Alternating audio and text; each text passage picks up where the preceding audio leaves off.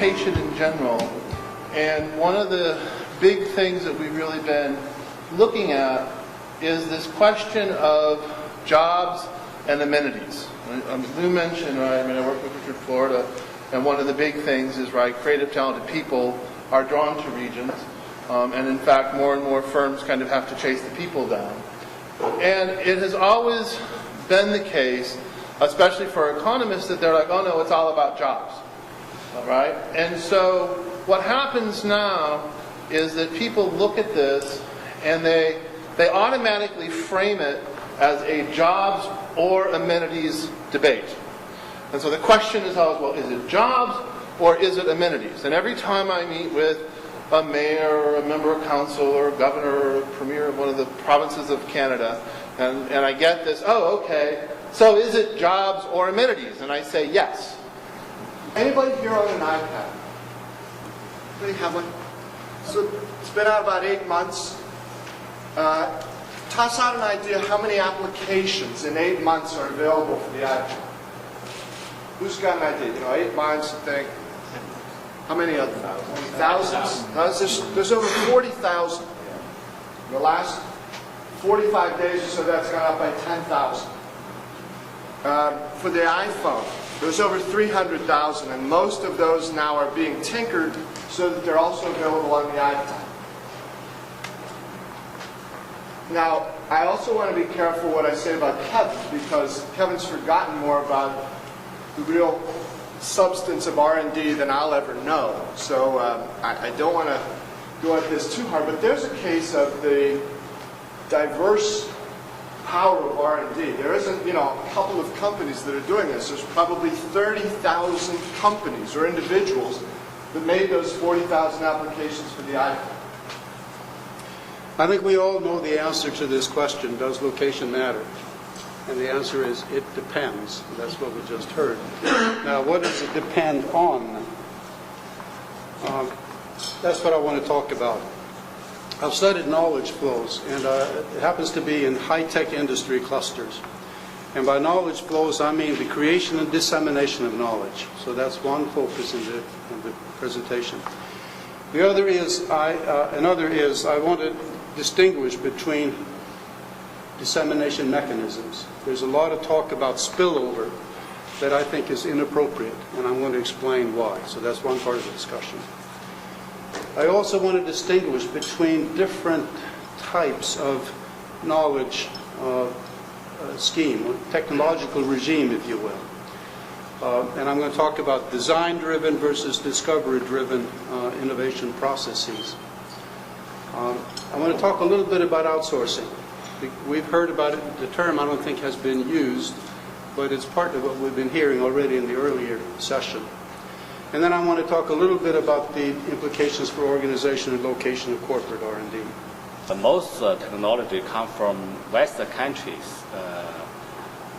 They come from the developed countries. For example, maybe some electronic technology come from the United States, Japan, and European countries. But our top leader and central government ask us to change the present of resource of technology. We want to depend on not only come from foreign countries, but also depend on ourselves, depend on our country's scientists and engineers. The train factory in the world, in 2005, the Intel invested a big factory in Dalian. And now we can use the CPU made in Dalian. Being a very big industry city, Dalian is also one of the most beautiful cities in China. Somebody travel to the Dalian, maybe see it's just like San Francisco. It's a big port here, Dalian city. So welcome to China, welcome to Dalian. Where to locate. And there were two key assumptions that underline this conceptualization. One is that it's a presence in a location that is equal to access to the location resources. So if firm is there and the location has something to offer, then it would benefit from it eventually.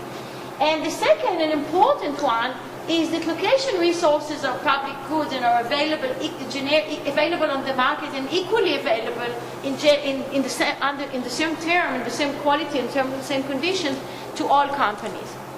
And these are, in a way, the two assumptions that we question in the paper, and on this we build our own new conceptualization about that. So as a result of that, what that means is that there is no competitive value for location. Location choices are a byproduct of other choices. They don't have any competitive value by themselves.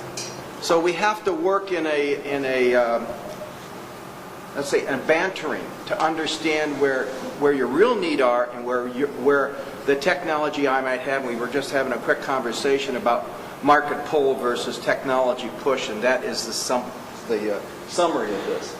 Now, this just gives you, obviously, a view of the information flow that continues right now between academia on the left, small businesses in the middle, and large companies on the right there. And all that really represents is the kind of information that's required in order to have these three sets of stakeholders communicate in a routine sort of fashion. Calling the lawyer up, of course, is like a death knell to any conversation. And just to ask you guys, have you ever had a lawyer on staff that your company's paid for piss you off? Every one of you. I know, every one of you. It's true. It's true. And in fact, that goes into my background because I grew up as a scientist. I spent 15 years in science. I developed vaccines. I've got a PhD in molecular biology. So when I went to law school, it was a completely new environment to me. It was the most obstructive, painful, problem-oriented, not solution-oriented area I'd ever been in. But luckily I went into patent. So where I sort of see litigators as the pound of cure for when everything's gone wrong, whereas patent attorneys, in my view, are the ounce of prevention. They work with your inventors. They work with the business people. Everything's about getting a solution, getting a patent, getting protection. So even though I'm going to present a case study of where everything went wrong, it's sort of a case where, you know, wow, maybe there's an opportunity here to fix things, to put structures together, and maybe even integrate legal. Normally they're over here, but at least with the patent attorneys, bring them into the process.